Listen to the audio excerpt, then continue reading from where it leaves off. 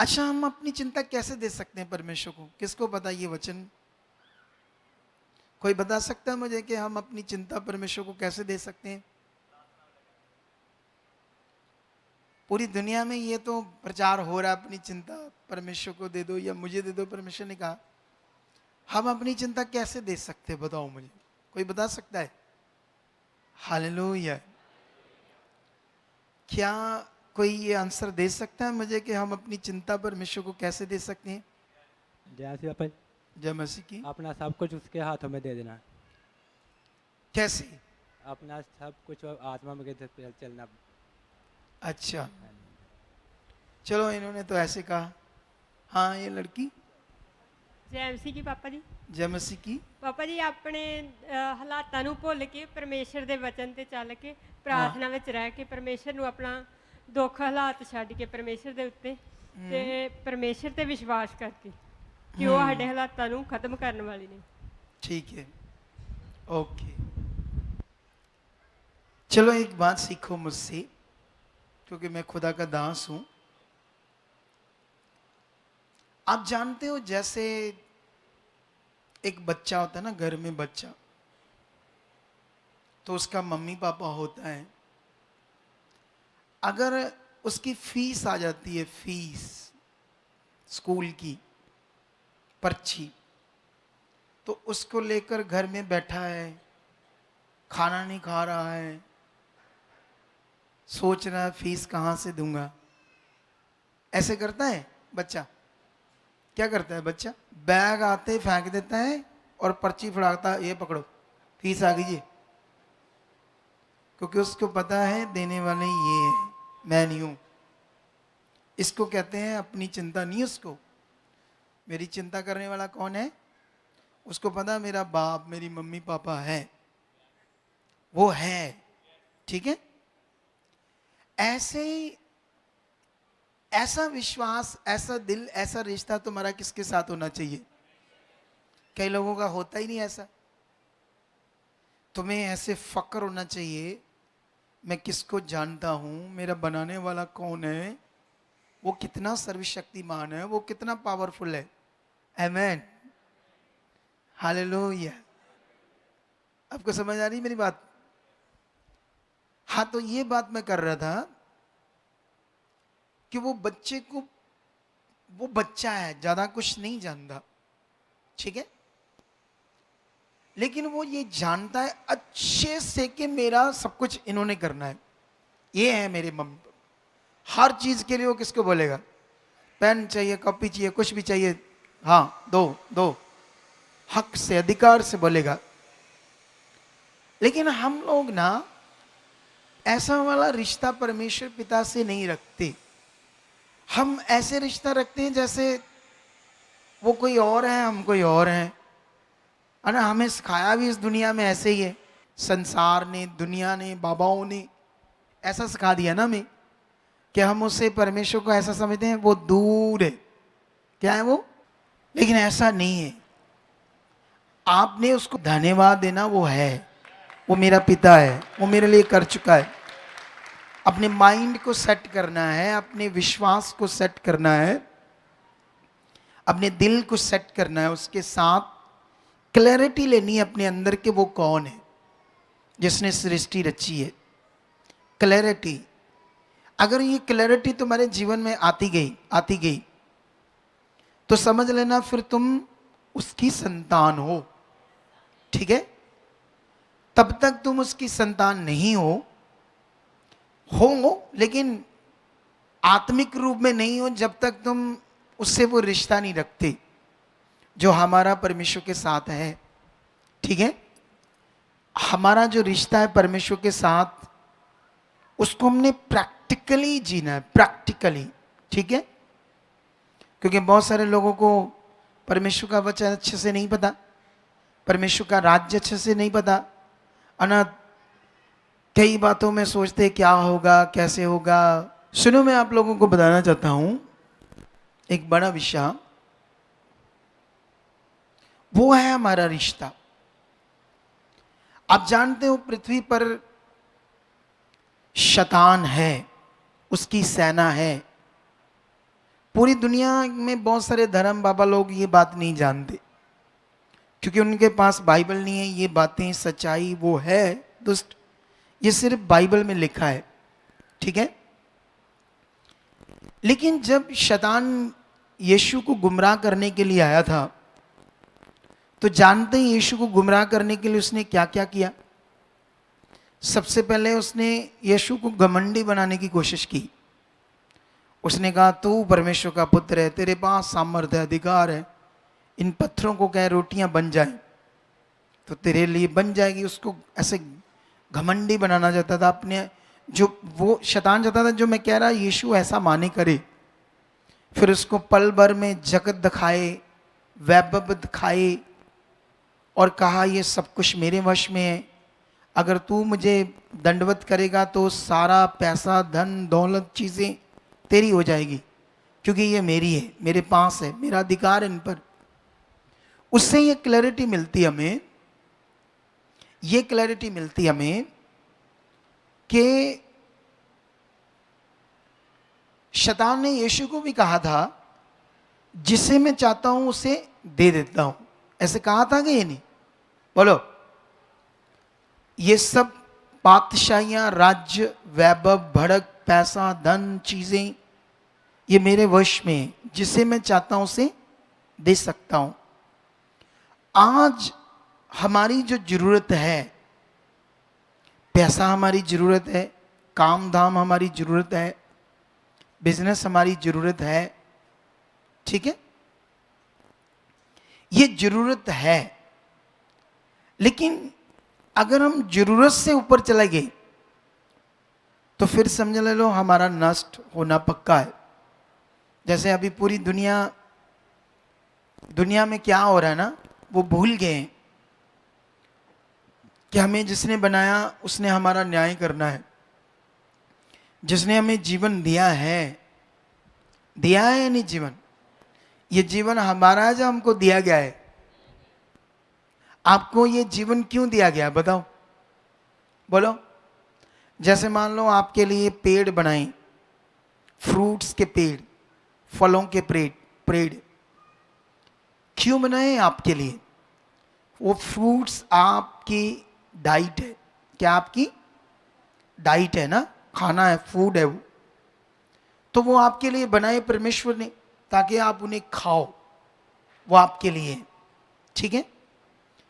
परमेश्वर ने ये शरीर, सांस, जीवन क्यों दिया हमें?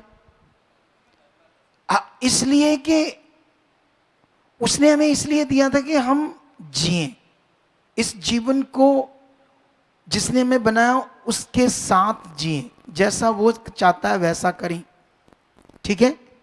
लेकिन दुनिया तो भूल गई, भटक गई, हमारा बनाने वाला कौन है। तो अभी पृथ्वी पर तो बहुत गड़बड़ है ना, खतरनाक गड़बड़ को हम देख रहे हैं। बनाने वाला एक है लेकिन दुनिया लाखों समझती उससे, मनुष्यों की पूजा कर रही, पता नहीं क्या क्या मटेरियल, क्या क्या चीजें। लेकिन याद रखना जिसने हमें पैदा किया, क्यों किया? सबसे पहले वो मकसद हमारे अंदर चाहिए, वो मकसद है आत्मिक, वो मकसद है आपकी रियल लाइफ, आपकी पीसफुली लाइफ, आपके बेस्ट के लिए वो बात है।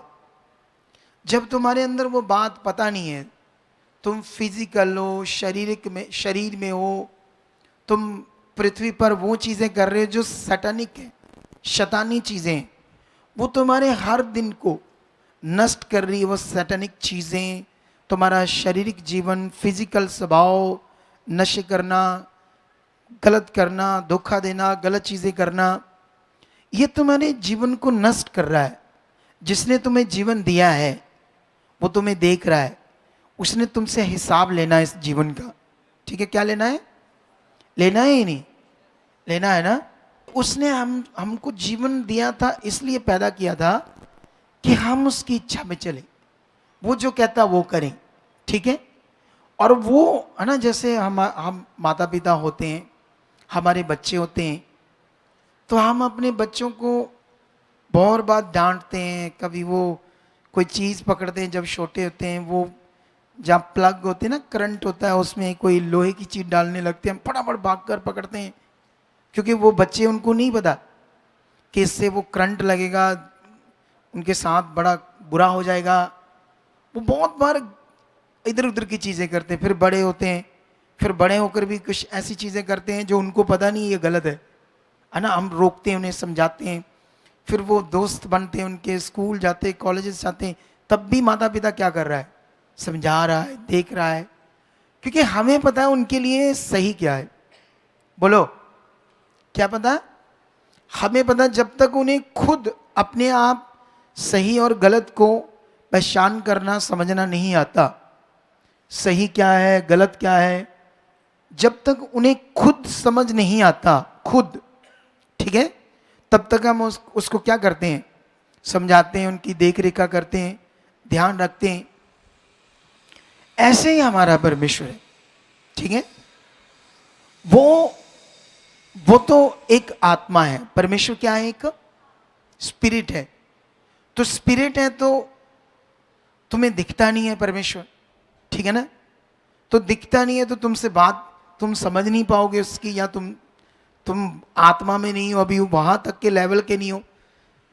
तो इसीलिए परमेश्वर क्या करता है? अपने दासों को, अगुए को खड़ा करता है तुमसे बातें करने के लिए। हालेलुया। परमेश्वर क्या करता है? एक दास को खड़ा करता है तुमसे बात करने के लिए, तुम्हें सही डायरेक्शन देने के लिए, तुम्हें सही वे देने के लिए, ताकि तुम्हें समझ आए करना क्या है।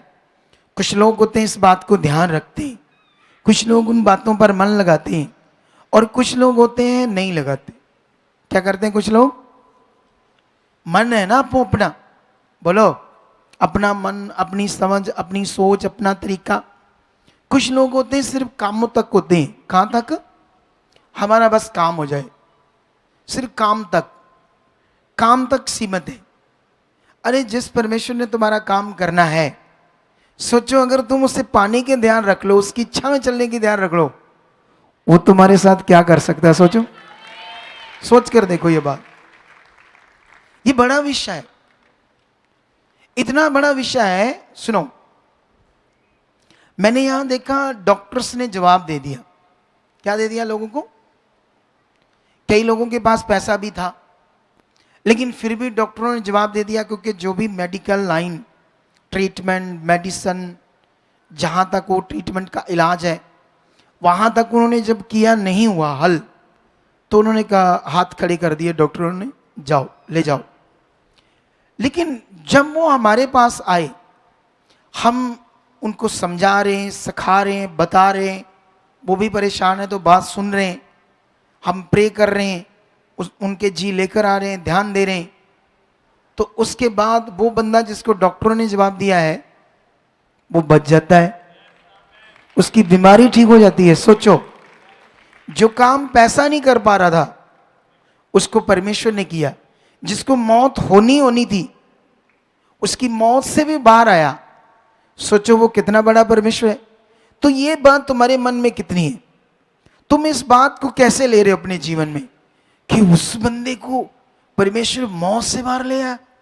वाह, मैं जानना है, मुझे बढ़ना है, मुझे आगे बढ़ना है। लेकिन कुछ लोग होते हैं बस बैठे चुप करके, सुना, बस एक ही दिमाग में बात है।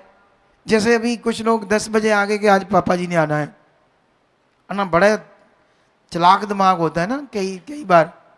आज ज्यादा लोग नहीं होंगे तो आज कहेंगे प्रे कर दो हमारी, सुनो तो ध्यान दो। वो ऐसे भी लोग हैं, जैसे मान लो 10 बजे आके बैठ गए, उनको पता पापा जी ने इधर देख रहे हैं, पीछे देख रहे हैं, मतलब उनका ध्यान है कब आएंगे, कब आएंगे, कब आएंगे, कब आएंगे, कब आएंगे, ऐसे ध्यान है। आप मेरी बात समझ रहे कि नहीं समझ रहे? क्या यहां हो रहा है, क्या प्रेयर चल रही है, उसको कोई ध्यान नहीं। अभी भी मैं जो सिखा रहा हूं, उसको भी इतना सुनने का ध्यान नहीं है दिमाग में। बस मिल जाएं, मेरी बात सुने, प्रे करें, मेरा काम करवा दे, बस इतनी सोच है। जबकि काम होना ही होना है।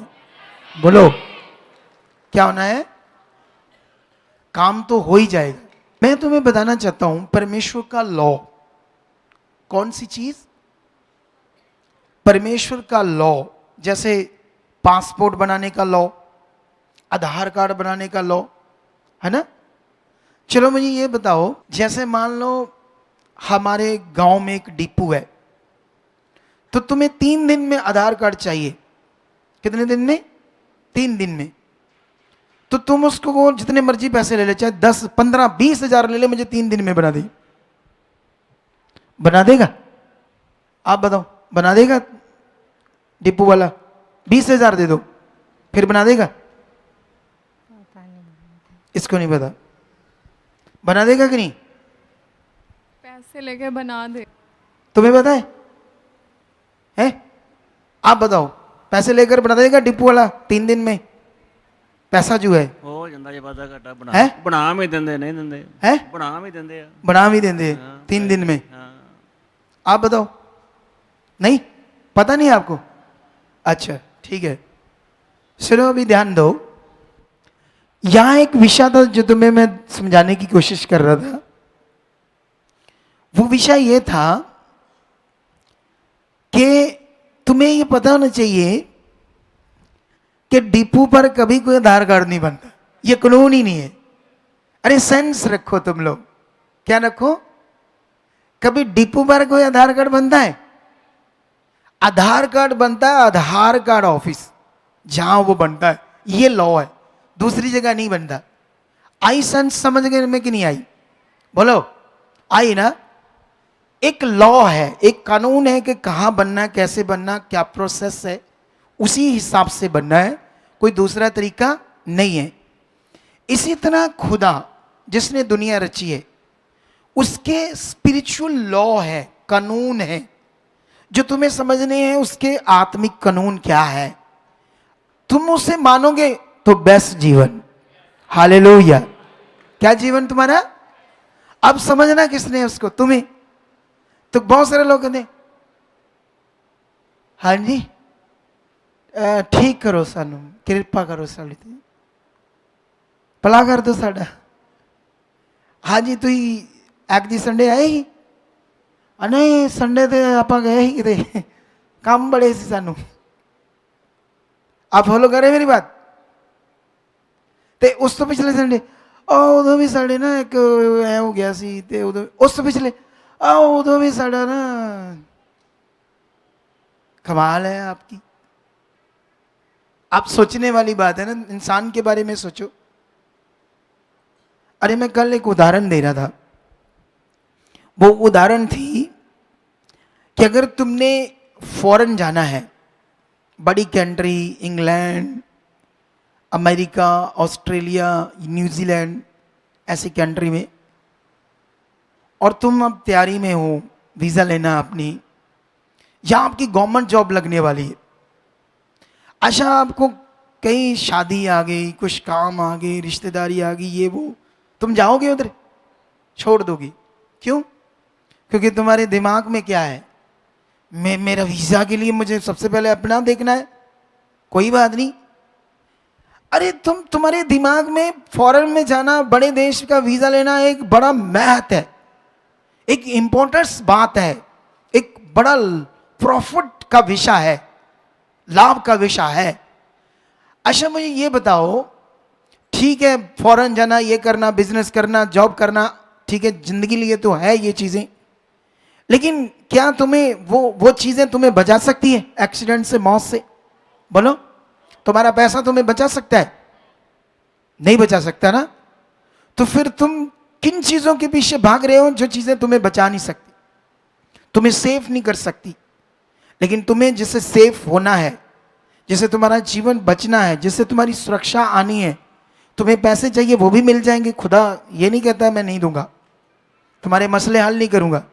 तुम्हें पता होना चाहिए, हीरा, एक हीरा, इतना सा हीरा, मैंने एक बार एक हीरे के बारे में न्यूज़पेपर में पढ़ा था, वो लिखा था 500 करोड़ एक हीरे के बारे में, एक पत्थर के बारे में, पत्थर ही है ना वो, कांच का, और उसका नाम था ब्लू डायमंड। मैं हैरान था, इतना सा टुकड़ा 500 करोड़ रुपए का। तो जिसने बनाया उसने एक थोड़ी बनाया यार, ऐसे लाखों हीरे बना दिए परमेश्वर ने।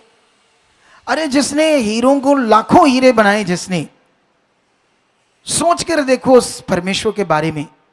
तुम शरीर की सोच में बहुत छोटे हो उसके साथ। अगर तुम अपनी सोच को अच्छा कर लो, तुम अपनी सोच में उसके साथ बढ़ जाओ, तो तुम्हारी जिंदगी बेस्ट होगी, फिर बेस्ट होगी तुम्हारी जिंदगी। हालेलुया। इसके लिए है ना, जैसे एक भरोसा, एक उसको जानना, वो है, वो मेरा है, ये दिल में आना वो मेरा है, मैं उसका हूं, ये जानना। कभी कभी कुछ दूसरी जातियों से लोग आते हैं, जो जाति किसी, कोई जाति परमेश्वर ने बनाई, ये पृथ्वी पर बनी है। बोलो, ये ऊंची जाति है, ये उससे नीची है, नीची नीची, ये दूसरा है, ये शेड्यूल कास्ट, ये एसटी है, छोटी जात है। ये तो मनुष्यों की बातें, इंसानों की बातें। उसने तो सबको एक समान बनाया, सबको एक ही ऑक्सीजन से जिंदा है, एक बराबर सबको ऑक्सीजन आती है, सूरज की रोशनी एक बराबर आती है, बारिश सबके ऊपर एक समान होती है, एक ही आसमान के नीचे है, एक ही पृथ्वी के ऊपर जीते, एक ही पानी है जो हम सब पीते हैं। हालेलुया। उसने हमको एक समान बनाया, लेकिन मनुष्यों ने पता नहीं क्या क्या बनाया। ठीक है, लेकिन अब विषय क्या है यहां पर, तुम्हें यह समझना है उससे। जैसे हम जब नए नए आते ना, एक नए नए जब लोग इधर आते ना, एक अजीब सी शर्म फील करते हैं। अच्छा मैं चर्च जाऊंगा, किसी को पता ना लग जाए मैं चर्च गया, क्योंकि यीशु से मैंने चिट्टा लिया थोड़ा सा पीने के लिए। हाय जो कि पता लगा यीशु तो चिट्टा लिया, हाथ लिबड़ गए, सिर लिबड़ गया, चिकड़ना। अरे क्या बात है, अजीब बातें है ना ये शारीरिक। कई लोग डरते डरते इधर आते हैं, उसको ना पता चल जाए उसका, क्यों ऐसा, क्यों ऐसा, क्यों? दुनिया का अगर धर्म के हिसाब से आओ तो सबसे बड़ा धर्म यही है। अगर दुनिया में 750 करोड़ दुनिया है तो 400 करोड़ क्रिश्चियंस हैं। इससे बड़ा धर्म कौन है? दुनिया के सबसे रिच लोग और सबसे ज्यादा एजुकेटेड और साइंटिस्ट तक वो इस धर्म में है। अगर धर्म के हिसाब से बात तो शर्म क्यों? फिर सबसे बड़ा धर्म तो फिर ये। वैसे ये धर्म नहीं है। बोलो, क्रिश्चियनिटी एक फेथ है, धर्म नहीं है। धर्म बोलते हैं स्पेसिकली जात को, ये जाति के लोग, ये जाति धर्म उसको बोलते। लेकिन क्रिश्चियनिटी कोई जाति नहीं है। बाइबल के अंदर कोई जात पात का विषय नहीं है। यहां विषय है सिर्फ एक फेथ। क्रिश्चियनिटी शब्द का अर्थ है एक फेथ, फेथ मनुष्यों का एक फेथ, एक धार्मिकता का फेथ। तुम एक धार्मिकता में आए हो, उस सर्वशक्तिमान की धार्मिकता जिसने दुनिया रची है। हालेलुया। कितने लोगों को मेरी बात समझ आ रही है? अब आपने करना क्या है यहां पर? जितना जल्दी उसको समझने में ध्यान दोगे उतनी जल्दी ज्यादा ब्लेस होंगे। मेरी बात समझ आ रही? तुम 2 साल से प्रभु में चल रहे हो, है ना? तुम कब से हो? 15 साल से। अब 15 साल में चलकर भी अगर परमेश्वर समझ नहीं आया वो कौन है, क्या है, उससे रिश्ता क्या है, तो अभी भी काम अधूरा है।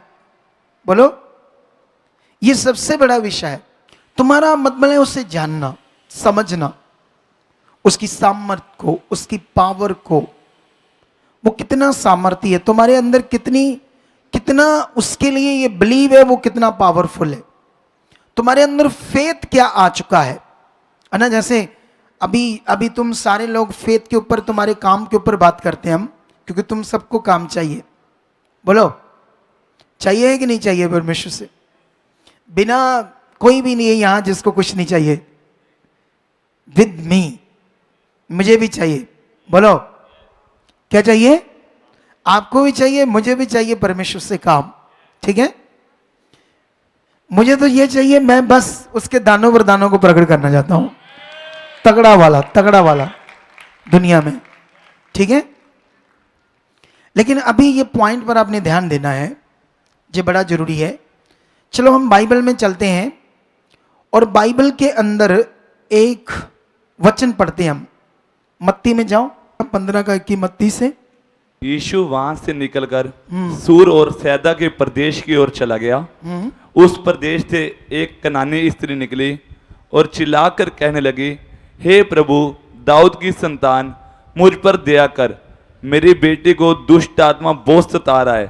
पर उसने उसे कुछ उत्तर ना दिया।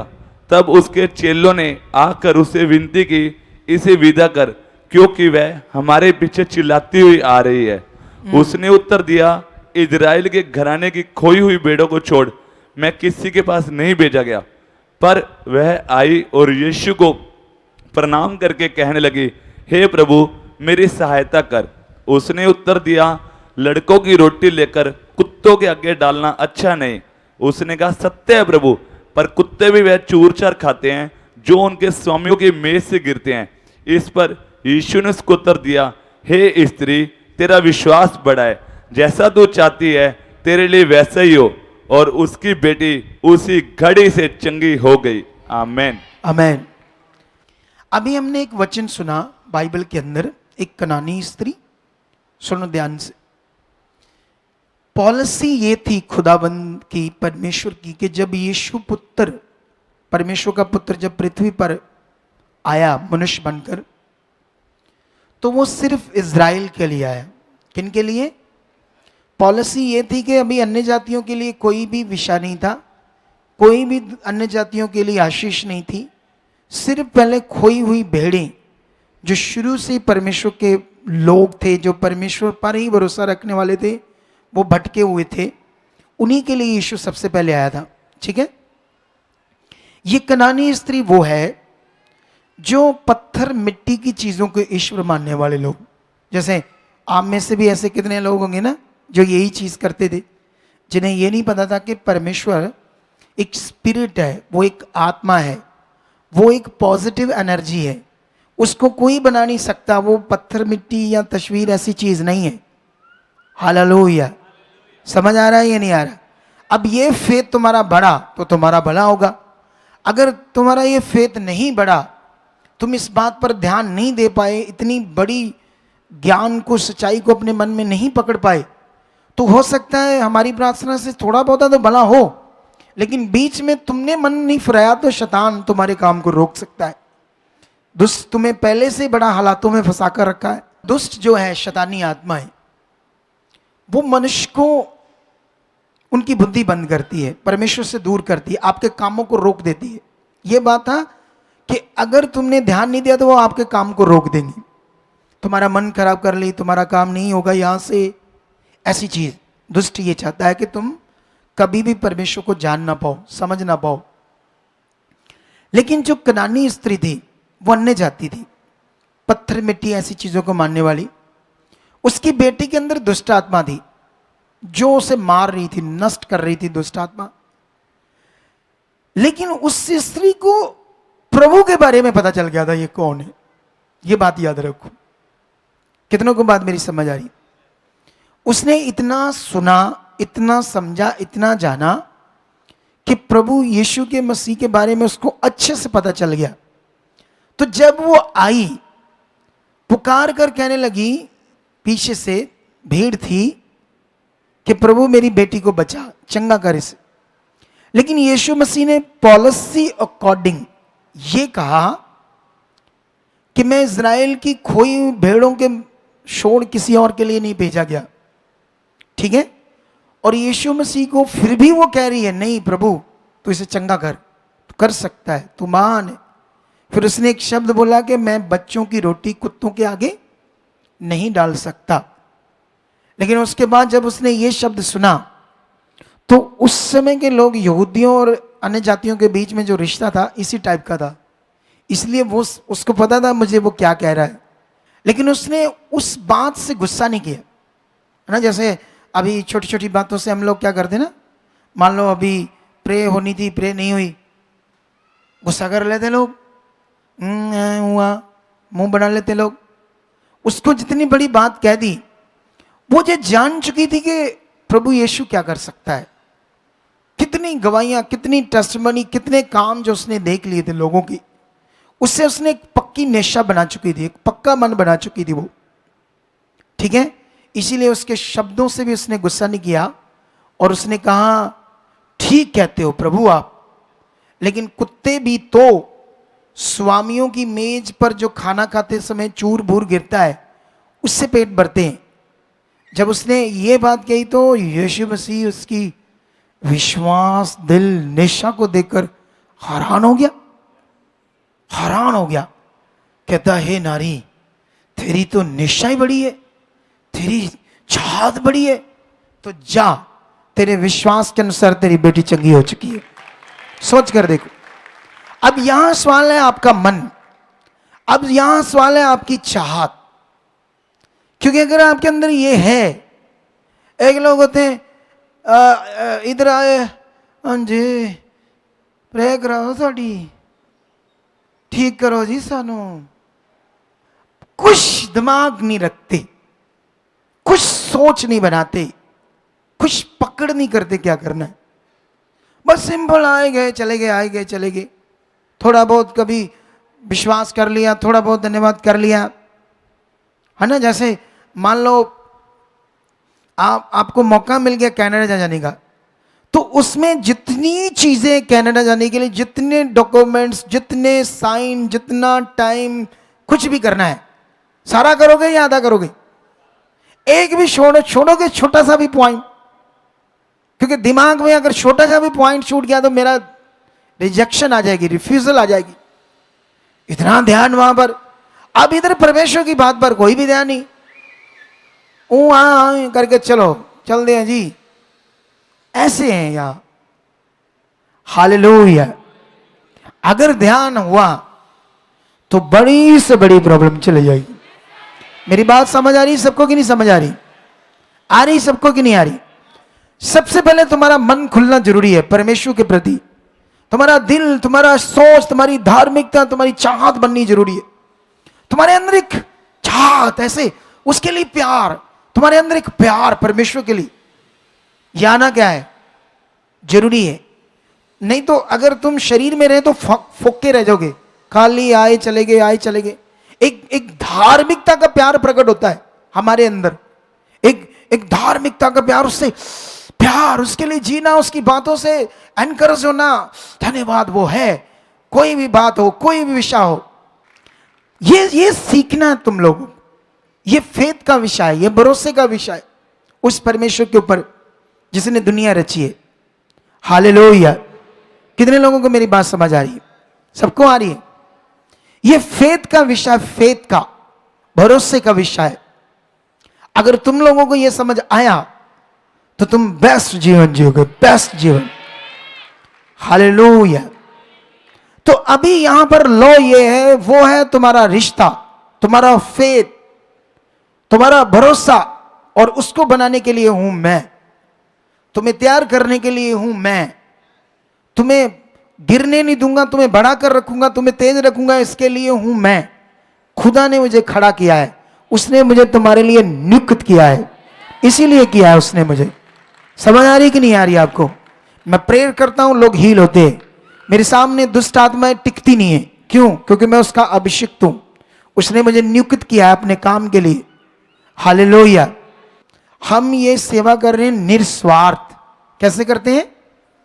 हम लोगों की सच्ची जिंदगी बचाना चाहते हैं, आपकी रूह को स्वर्ग लेकर जाना चाहते हैं, आपकी जिंदगी से पाप, नशे, बीमारियां, रोग, तकलीफ, दुख, परेशानी, स्ट्रेस, डिप्रेशन, एक अजीब सी जिंदगी जो अजीब सी बनी हुई है, उसको हम शांति की जिंदगी में परमेश्वर से तब्दील करवाना चाहते हैं। हालेलुया। क्योंकि वही असल जिंदगी है जो परमेश्वर के साथ है। जो परमेश्वर से दूर है वो बड़ी खतरनाक है। वो बड़ी हालातों में, दुखों में, क्लेश में, झगड़ों में, मारधाड़ में, नशों में, प्रॉब्लम में। अगर औरतें नशा नहीं करती तो उनके और भी बड़े मैटर खराब होते हैं। अगर बंदा नशा करता, मारधाड़ करता, ये करता, वो करता है, औरतों के जीवन में और दूसरी चीजें होती है गड़बड़। समझते हो या नहीं समझते? कुल मिलाकर दोनों तरह के मनुष्य आगे पीछे हैं, चाहे बंदे हो चाहे औरत हो। किसी घर में बंदा बड़ा अच्छा होता है, औरत बड़ी अजीब होती है। किसी का बंदा बड़ा अजीब होता है, औरत ठीक होती है। कुछ ना कुछ गड़बड़ चल रही है दुनिया के ऊपर। लेकिन हमारा काम है अपने आप को ठीक करना। अगर हम जो हम सुन रहे उस पर मनन करेंगे, हम बदलना शुरू हो जाएंगे। हालेलुया। क्या हो जाएंगे? जैसे आपने मन फिराया, परमेश्वर के सामने बात रखी, पश्चाताप किया, मुझे छोड़ना है ये गंदा काम, ये नशा, ये गलत चीज, ये ठगी, ये धोखा, ये चोरी, ये बातें मुझे नहीं चाहिए। परमेश्वर, मेरी जिंदगी से आप हटा चुके हो, मुझे सही इंसान बनना है, मुझे आत्मिक बनना है, मुझे उसकी इच्छा में चलना है। जैसे जैसे हम ये मनन करेंगे, पवित्र आत्मा तुम्हारी जिंदगी में काम करेगा। तुमने देखा कैसे वो कनानी स्त्री के लिए चिंगाई नहीं थी, उनके लिए नहीं थी, इजरायलियों के लिए सिर्फ आया था यीशु। पॉलिसी जितनी थी उतना काम कर रहा था यीशु, लेकिन जब वो क्रूस, यीशु जी उठा मुर्दों के बाद, उसके बाद पॉलिसी पूरी दुनिया के लिए आ गई। किसमें आ गई? जब पहले तो सिर्फ इजरायलियों के लिए थी। हालेलुया। बाइबल में तुम बड़े बड़े मिरेकल, बड़ी बड़ी बीमारियां, बड़े बड़े हालातों से जब लोगों ने छुटकारा पाया तो उसके लिए उनका फेथ नजर आता है। क्या नजर आता है उनका? जब शद्रक, मेशक, अबेदनगो को जलते हुए भट्ठे में डाला गया तो उस समय सोचो उनका भरोसा क्या था, फेथ क्या था। उनके अंदर कोई डर नहीं था। उन्होंने राजा को कहा, राजा हम तेरे इस हुक्म की कोई परवाह नहीं करते, क्योंकि हम अपने परमेश्वर के सामने कभी भी पाप नहीं करेंगे।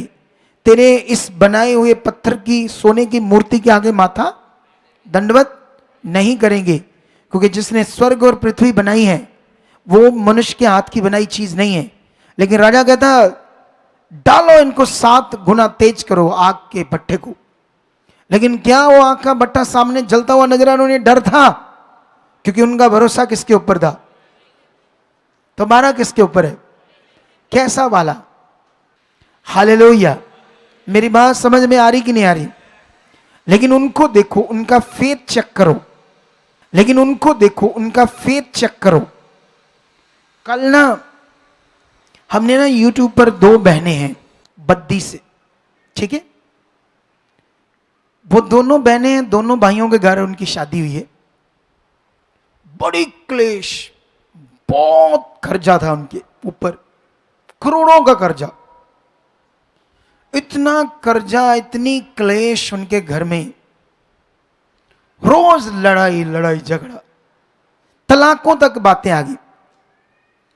उनको यीशु मसीह के बारे में पता चला तो यीशु मसीह में जब वो आए तो 4 साल ना, 4 साल यीशु मसीह में जाकर भी कुछ नहीं हुआ। क्यों नहीं हुआ?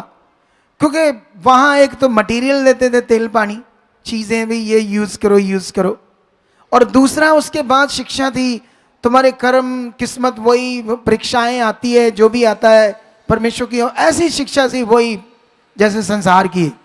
4 साल में भी उनका वो हल नहीं हुआ।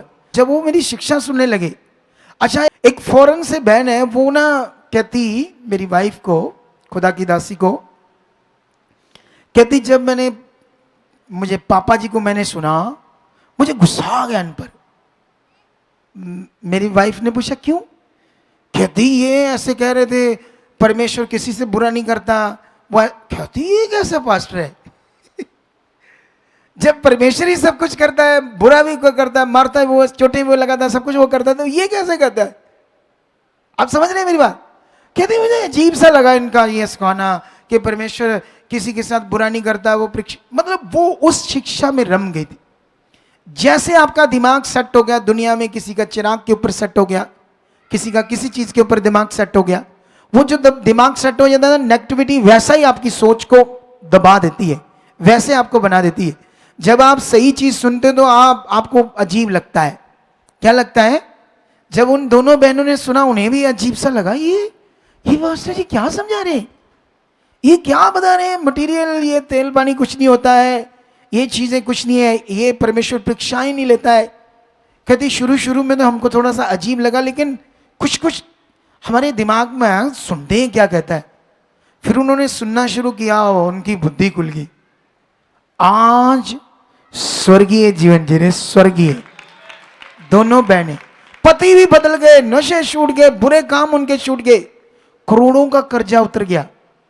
मुझे याद है जब वो अपना बीज लाते थे ना महीने का, इतना लाते थे 50,000 60,000। अरे आते थे तो पैसे इतना लाते थे वो, हर महीने में जो अपना दशमांश निकालते थे इतना निकाल कर लाते थे। कितनी बरकत आई, सारा कर्जा उतर गया। कल मैं एक बात कर रहा था कि मैं खुदा का दास हूं, तुम्हारे ऊपर अगुआ हूं, अगर तुमने मेरी आज्ञाकारी की तो तुम बड़ी बरकत वाला जीवन जियोगी, ऐसे मैंने कहा। मैंने देखा मैं सारी प्रेयर खत्म कर दी, लास्ट में ले हैंड कर रहा था, वो चंडीगढ़ उन्हें वापस आना था, वो आगे चुप करके बैठी, दोनों उठी तक नहीं, पानी तक नहीं पिया, खाना तक खाने नहीं गए। तो ऐसे बंदों को ऊंचा नहीं करेगा परमेश्वर तो क्या करेगा। इधर कुछ लोग होते हैं बैठे बैठे पता नहीं 3 बार सुसु आ जाता उन्हें, चल फिर आए फिर बैठ गए, पता नहीं क्या होता है इनको, है मतलब ये पकड़ने वाला विषय है ना। क्या इधर उठ गए उधर फोन सुन, जब तुम सीख रहे हो तो फोन छोड़ दो, अभी जाकर फोन ही तो पकड़ना है तुमने, और क्या करना है, अच्छा कुछ तो करना नहीं है। एक कुछ समय तुम्हें मिला है आत्मिकता के लिए, खुदा की बात सुनने के लिए, परमेश्वर की बात सुनने के लिए, तो फिर उस समय ध्यान दो क्या करना है। हालेलुया। कितने लोगों को बात समझ आ रही है? तुम्हारे सामने देखो खुदा काम कर रहा है, तुम्हारे सामने कथा कहानी नहीं है, इतने बड़े रोगों से लोगों को छुटकारा मिल रहा है या नहीं मिल रहा है? जब मिल रहा है तो तुम उस बात को पकड़ो, मेरे लिए भी है, ध्यान दो, प्रेम करो, बात को पकड़ो, आगे बढ़ो, फिर देखो तुम्हारे साथ बड़े काम होते। कुछ लोग ये कर नहीं रहे, ये कर नहीं पा रहे, अपने जीवन से बाहर नहीं आ रहे, शरीर के जीवन से बाहर नहीं आ रहे, जिससे भला होना उस बात को पकड़ नहीं पा रहे। इसलिए कभी कभी कुछ लोगों के हालात लेट हो जाते हैं, काम लेट हो जाते हैं, कुछ हीलिंग्स लेट हो जाती है। ये कारण है उसका, ये कारण है। पता चला कि नहीं चला आपको? तो यहां पर हम जब बाइबल में देखा कैसे उस कनानी स्त्री ने गुस्सा नहीं किया यीशु की बात का, उसने कहा कुत्ते भी तो स्वामी की टेबल पर जो झूठ मूठ चूर बूर बचता है उसी से पेट भरते हैं। यीशु तो हिल गया उसकी बात सुनकर, उसने कहा इसकी तो नेशा बड़ी है, तुम भी, तुम्हारा दिल भी ऐसे पकड़ करने वाला है तो फिर देखो बड़े काम होंगे तुम्हारे, बड़े काम। परमेश्वर के आगे रखो, मैं बढ़ चुका हूं, मेरा मन खुल चुका, मेरी मन की आंखें खुल चुकी, परमेश्वर मैं तुम्हारे लिए जी चुका हूं। अरे सैक्रिफाई करना सीखो, बलिदान करना सीखो अपने जीवन को परमेश्वर के लिए। रोमियो 12:2 में ऐसे लिखा, अपने शरीरों को पवित्र और जीवित बलिदान करके परमेश्वर को चढ़ाओ। अपने जीवन को, वो बहनों ने कल बलिदान चढ़ाया था परमेश्वर, वो आगे चुप करके बैठी रही कि खुदा के दास ने कहा हमने पूरा करना है, ये बात करके वो बैठी रही।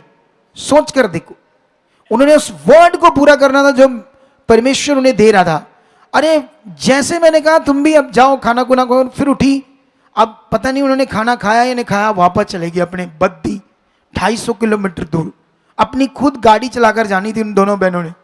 अरे उसका एक बेटा है छोटा सा भी हुआ है 6 महीने का, उसको छोड़कर आई घर, प्रभु से प्यार, हर संडे आ जाती है चंडीगढ़ से। तुम बड़े फल को देख सकते हो क्योंकि खुदा है, परमेश्वर है, वो जिंदा खुदा परमेश्वर है, वो मुर्दों में से जिंदा हुआ है, इसलिए वो पावरफुल काम करता है। अपने मन को पक्का करो, तुम्हें ये मन बनाना है अपना ऐसे अच्छा वाला, फेथफुल वाला, उसकी बात को मानने वाला, वो जो कहता वो करने वाला, ठीक है। बीच में नेगेटिविटी का भी काम करती है, दुष्ट आत्मा हमारे मन को आगे पीछे करता है, हमें नॉर्मल करता है, दूसरे लोगों के द्वारा हमें ठोकर खिलवाने की कोशिश करता है दुष्ट, दूसरे लोगों के द्वारा हमें गलत सुसमाचार भी मिलता है, जैसे मिला ना कुछ लोगों को गलत सुसमाचार। जैसे सुसमाचार तो एक ही है, लेकिन कोई आपको आकर डाइवर्ट करेगा, इधर आओ उधर आओ, वो रॉन्ग सुसमाचार है। तुम्हें बढ़ना है सही से, हालेलुया। और मेरा फेथ में जो तुम्हें समझा रहा हूं, इसका सबसे बड़ा विषय ये है कि तुम्हें जो मेरे सिखाने का मकसद था आज, वो था आत्मिकता और तुम्हारा फेथ, तुम्हारी डिजायर, तुम्हारी चाहत। अगर तुम्हारे अंदर परमेश्वर से एक लॉ है जैसे तुम लुका 18 अध्याय में पढ़ोगे तो वहां पर जैसे वचन में लिखा है, ऐसे लिखा है कि तुम नित्य प्रार्थना करना और हिया मत छोड़ो। कैसे लिखा है? नित्य प्रार्थना करना और हिया मत छोड़ो। प्रार्थना शब्द ये जो है यूनानी भाषा का शब्द है प्रोस ओकोमाई। इसका अर्थ था तेज चाहत। क्या अर्थ था इसका? तुम्हारी विल, चाहत, तेज चाहत। लेकिन वहां प्रार्थना शब्द लिखा है, तो प्रार्थना तो हम दूसरी चीज है ना। और हिया मतलब हौसला। जैसे कई लोग जैसे कोई हालात है तो हम अपना धीरे छोड़ देते हैं ना, कभी कभी सोचते हैं अच्छा पता नहीं होगा कि नहीं होगा, ऐसे हौसला छोड़ देना। लेकिन परमेश्वर ने हमें कहा ना तो चाहत छोड़ना ना अपना हौसला छोड़ना। ये उसका लॉ है परमेश्वर का, क्योंकि उसने अपने कामों को पूरा किया है। यीशु मसीह का आना, क्रॉस पर चढ़ना, तुम्हारे पापों को उठाना, उसका मरना, फिर मुर्दों में जिंदा होना, ये एक बड़ा लॉ है कि तुम्हारे जीवन से सब नेगेटिविटी के प्रभाव को, पाप को हटाया गया है और तुम्हें एक अवसर दिया है कि तुम परमेश्वर की संतान बनो, उसके साथ अपने जीवन को जी सको, चंगाई ले सको, अच्छा जीवन ले सको। ये सब कुछ अवेलेबल है पवित्र आत्मा के द्वारा। लेकिन अब लॉ में तुम्हें बनना है आत्मिक रूप में। एक तो तुम्हारा फेथ, एक तुम्हारी चाहत और तुम्हारा हौसला बना रहना चाहिए। हालेलुया। कुछ लोग है ना, सिचुएशन बड़ी है, समझ नहीं आ रही, कर्ज बहुत चढ़ गया है, चीजें गड़बड़ नजर आ रही है, समझ नहीं आ रही शारीरिक रूप में कैसे होगा, तो वो अपने फेथ को डाउन करते हैं, सोचते हैं कब कैसे होगा। मैं इसके लिए तुम्हें ना एक अपनी गवाही देता हूं। जब मैं नया प्रभु में आया ना, तो मैं ये चीजें जब सीख गया, पॉजिटिव बातें, तो जब मैं सीख गया तो मुझे याद है मैंने ना एक रोड, मेन रोड पर, उस वक्त मैं कॉन्ट्रैक्टर था। तो मैंने अपना ना एक मेन रोड पर चाहता था आने वाले दिनों में अपना को बिजनेस करूं अच्छा वाला। तो मैंने एक प्लॉट लिया। जितना प्लॉट का पूरी पेमेंट थी, आधी मेरे पास थी, आधी मैंने दे दी। आधी मेरा एक प्लॉट था और उसको बेचकर वो रजिस्ट्री होनी थी, और उसमें कंडीशंस होती है एग्रीमेंट में कि अगर इस तारीख तक हम पैसा नहीं दे पाएंगे तो ये पैसा मर जाएगा। ठीक है, ये एग्रीमेंट होता है। लेकिन 3 महीने मिले थे उसकी रजिस्ट्री करवाने तक का टाइम। मुझे कोई डर नहीं। मेरी चिंता किसको मैंने दी है? जो मैंने पहला शब्द आज कहा था, मैंने अपनी चिंता किसको दी थी? मैं धन्यवाद बेफिक्र होकर परमेश्वर के लिए जी रहा हूं। संगति में, धन्यवाद में, प्रार्थना में, बोने में, सब कामों में खुदा के साथ था। ठीक है, और बेफिक्र था। मेरा 1 महीना निकल गया, कोई कस्टमर नहीं आया। 2 महीने निकल गए, कस्टमर ही कोई नहीं आया।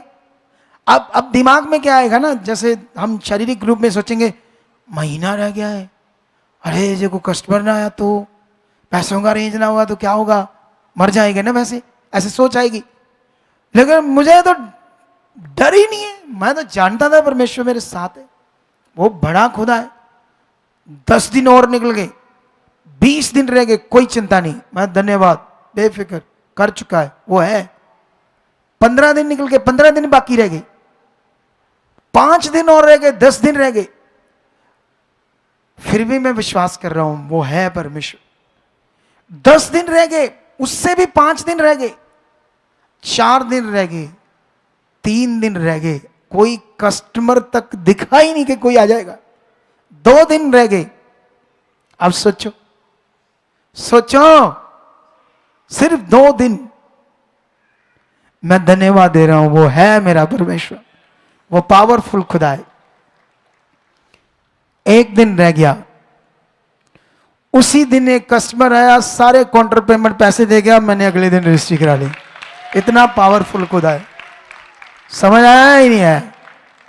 ऐसे वो खुदा है। लेकिन याद रखना, जब तुम प्रैक्टिकल जीवन जियोगे, कभी कभी दुष्ट बड़ा हैवी होगा, तुम बड़े प्रैक्टिकल करोगे, हो सकता है किसी प्रैक्टिकल में तुम्हारा काम ना हो, किसी में हो जाए, किसी में ना हो। जो नहीं हुआ उसको नहीं देखना, जो हुआ उसको देखना है, तुम्हें आगे बढ़ना है। फिर तुम्हें एक लेवल में ब्लेस्ड जिंदगी जियोगे, एक लेवल में ब्लेस्ड जिंदगी जियोगे। कितने लोगों को समझ आ रही मेरी बात? तुम्हें आज से अपनी चाहत को स्ट्रांग रखना है, आज से तुम्हें अपने मन को पक्का करना है, आज से। समझ आई या नहीं आई? आगे है प्रैक्टिकल क्या है? धन्यवाद ही हो चुका, धन्यवाद खुदा है। जो तुम चाहते हो बोलो परमेश्वर है, एक कर चुका है, वो पावरफुल है। ये ऐसे फेथ को प्रैक्टिकल करो, फेथ को अपने प्रैक्टिकल में लेकर आओ।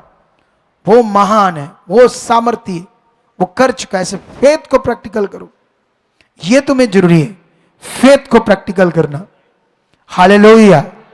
वो भी पॉजिटिव बने रहना, वो पॉजिटिव बनी रही कनानी। जब तुम बाइबल में बड़ी बड़ी हीलिंग, बड़े बड़े काम देखोगे तो उनके फेथ को, उनके पॉजिटिव मन को भी बड़ा देखोगे। बाइबल में लिखा है कोढ़ी भीड़ में से यीशु मसीह के सामने आया। लिखा तो इतना ही है, लेकिन जब तुम सारा बाइबल पढ़ते हो, पुराना नियम पढ़ते हो, तो फिर तुम्हें समझ आएगी कि जो कोढ़ी था उसके लिए कानून क्या था। पुराना नियम में वो शहर में नहीं रह सकता था। जिनको कोढ़ दिया उनसे टच हो गया तो वो मानते थे ये भी अशुद्ध हो गया है, टच भी हो गया तो ऐसा कानून था। वो शहर से बाहर खेतों में रहते थे, वो दूर से उनका पानी रखते थे क्योंकि उनको अशुद्ध माना जाता था कोढ़ियों को। समझ आई कि नहीं आई? अब कोढ़ी जो लोगों को कोढ़ दिया उनके बीच से निकलकर यीशु के सामने आना आसान काम था। सोचो उसका फेथ क्या था। सच्चाई ये कहती है कि लोगों ने उसे डंडे तक मारे, पत्थर तक मारे गए, हमें टच ना कर जाए कहीं, हम अशुद्ध ना हो जाए। वो लोगों के डंडे खाकर, पत्थर खा के भी यीशु मसीह के सामने खड़ा हो गया। सोचो उसका फेथ, सोचो उसकी चाहत, सोचो उसका पॉजिटिव मन। आज तो इधर छोटी छोटी बातों में चल नहीं चल कुड़ी, अब यहाँ करना थे चर्चा ना काटा सन उथे चल जाएंगे घड़ी गल है। ऐसे दिमाग है आजकल। क्यों घड़ी इदा ही है ना, एक मिनट में। अरे ऐसे मन, अरे प्रभु तो एक ही है ना परमेश्वर, तो दूसरे चर्च में जाकर क्या हो जाएगा? कुछ नहीं होगा। अच्छा वो पास्टर की अपनी शक्ति है, मन तो फिर तुम्हारा तैयार करना पड़ेगा, उसको तुम्हें तैयार करना पड़ेगा। तू तैयार हुआ तो तुम्हारा भला होगा। तो वो जहां आए वहीं अपने आप को मारो, वहीं अपनी शरीर की देह को किरानो मारो। अगर तुम्हें परमेश्वर यहां लेकर आया तो उसका कारण वो अब तुम्हें सही चीज देना चाहता है, यहां से तुम्हें यहां से वो तैयार करना चाहता है। हमने देखा मोस्टली लोग इधर आते हैं, अलग अलग मिनिस्ट्रियों से हम मिलते हैं, उनकी शुद्धि लेते हैं, इसलिए लोगों का बड़ा हो जाता है, लोगों की हीलिंग्स होती है, लोगों का छुटकारा होता है। इसलिए आज से ये मन रखो कि बाइबल के अंदर जितनी बड़ी बड़ी मिरेकल, चमत्कार, अद्भुत कामों को देखा था, वहां लोगों का फेथ, मन तगड़ा था। तुम्हें ये पकड़ना है और उसी के लिए मैं तुम्हें तैयार कर रहा हूं। हालेलुया। समझ आई कि नहीं आई? तैयार हो? अगर तुम्हारा कभी आगे पीछे हो, तुम्हारी प्रीत कम पड़े, परमेश्वर से प्रीति, तो उसको बोलो, उसके आगे रखो। तुम्हारी प्रीति बढ़नी चाहिए, तुम्हारा प्यार उससे बढ़ना चाहिए, तुम्हारा फेथ उसके साथ बढ़ना चाहिए, है ना। जैसे अगर तुम्हारा फेथ बढ़ गया, मुझे याद है जब मैं कॉन्ट्रैक्टर था ना, मैं जैसे घर आता था ना अपने शाम को काम धामों से, मैं ना सबसे पहले एक पास्टर था उसके पास जाता था, उसको बोलता था आज संगति कहाँ है, चले चले। इतना दिल होता था, रोज संगति चाहिए। सोचो मैं अपना ठेकेदारी कर कर रात शाम को घर आना। आज तो लोग फ्री भी है तो आते फोन पकड़ते हैं, चलो चलो चलो चलो, कोई मन नहीं, कोई दिल नहीं, कोई संगति नहीं सुनना, कोई प्रेम नहीं, कोई वचनों की प्यास नहीं, शरीर का जीवन है। लेकिन मैं ऐसा था, मैं अपना वो पास्ट तुम्हें बता रहा हूं। जब मैं बिलीवर था, मैं रोज चाहता था कोई ना कोई संगति, मुझे मजा आता था, आनंद आता था जाकर वहां संगति में। हालेलुया। क्या ये दिल तुम्हारे अंदर काम कर रहा है? क्या तुम्हारे अंदर ये मन आ चुका है? कितनों के अंदर आ चुका है और कितनों के अंदर नहीं आया? अच्छा, सारे के अंदर आ गया है। सो मेरे वचन देने का मतलब पूरा हुआ। मतलब ये था खुदा कौन है, सच्चाई क्या है, फेथ क्या है, रिश्ता क्या है, शारीरिक जीवन क्या है, ये सारे पॉइंट मैंने बता दिए। मैं अभी इससे ज़्यादा नहीं जाना चाहता, क्योंकि मैं चाहता हूँ इसी पर तुम्हारा ध्यान बना रहे, इसी पर तुम्हारी सोच बनी रहे। इन्हीं बातों को तुम पकड़ कर रखो और अपनी चाहत को आज से तेज करो। क्या करो? आज से अपनी चाहत को तेज करो। तो तैयार हो थर्सडे की कैंडल मार्च मीटिंग के लिए? आना है, अपने लोगों को भी लेकर आना है, ठीक है? हमने अच्छे से ये मैसेज देना है प्रशासन को और वर्ल्ड को, क्योंकि कम से कम 15-20 न्यूज़ चैनल होंगे, 8-10 अखबारें होंगी वहाँ, उनके थ्रू हम अपना पूरा मैसेज पहुँचाने की कोशिश करेंगे, ताकि ये जो अत्याचार दुनिया में हो रहे हैं उस पर लोग विचार करें, है ना, सोचें, एक शांतिपूर्वक मैसेज, ठीक है? तो अभी आई होप उसको भी परमेश्वर अच्छा कर चुका। आप सब लोगों ने बड़े विश्वास से आना है, दिल से आना है और अपने बीजों को बोते रहना है, क्योंकि उससे हम परमेश्वर के कार्यों को करते रहते हैं ना। अभी 80,000 के बने हैं, मतलब 1 लाख रुपया लग जाएगा सिर्फ पोस्टर बनने में। स्लीव्स बन रही हैं 150-200, और क्या कहते हैं कैंडल्स वगैरह, इलेक्ट्रॉनिक्स कैंडल जो जगी हुई थी ना सेल वाली, और दूसरी भी मिला कर 1 लाख खर्चा। हालेलुया। सोचिए क्या पड़ गई है। इधर अलग से चाय पकौड़े लंगर, जो दिन में संगति का लंगर, शाम को जो भी पहुंचेंगे उनका सबका चाय पकौड़े, ये लंगर है ना। तो ये सब वो लोगों के से हो रहा है जो लोग बोरे हैं। हर चीज को मैंने खुदाबंद के साथ देखा है। जब तुम लोग भी अपना मन पकड़ कर, है ना, जब तुम बढ़ने लगोगे, हो सकता है दुष्ट कोई ऐसा हालात दे, दुष्ट ऐसी जुक्ति लड़ाए जिससे तुम्हारा परमेश्वर की ओर मन घटे, मन खराब हो, लेकिन उसको खराब नहीं होने देना, बढ़ना है आगे। अयूब के 7 बेटे 3 बेटियां शैतान ने मार दी। लोगों ने कहा क्या तू पकड़ के बैठा अपनी खरियाई, तेरा तो कुछ बचा नहीं। वो कहता यहोवा महान है, वो धन्य है, उसको महिमा दे रहा है, तब भी वो कहता वो महान है, उस पर वो कंप्लेंट कर ही नहीं रहा, उससे जरा सा भी मन नहीं वो हटा रहा अपना।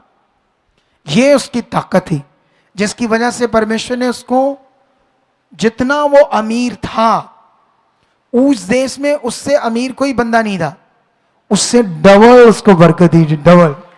सोच कर देखो, ये होता हमारे फेथ का फल। जब छोटे छोटे हालात आ गए, कुछ चीजें हो गई, हम मन खराब करते हैं, फिर आते नहीं, ये हो गया वो हो गया। तो संसार में रहते कौन सा नहीं होता, बोलो? जब हम दुनिया में, तब भी तो सब कुछ हो रहा है गड़बड़, हालात आ रहे, रोग हो रहे, लॉस हो रहे, चीजें खत्म हो रही, गड़बड़ हो रही है। लेकिन जब परमेश्वर में आते हैं, ठीक भी हो रहा है, लेकिन बीच में दुष्ट कुछ चीजें गड़बड़ करने की कोशिश करता है, लेकिन डरना नहीं, फिर अगला समय ब्लेसिंग का होगा आपके लिए, ठीक है?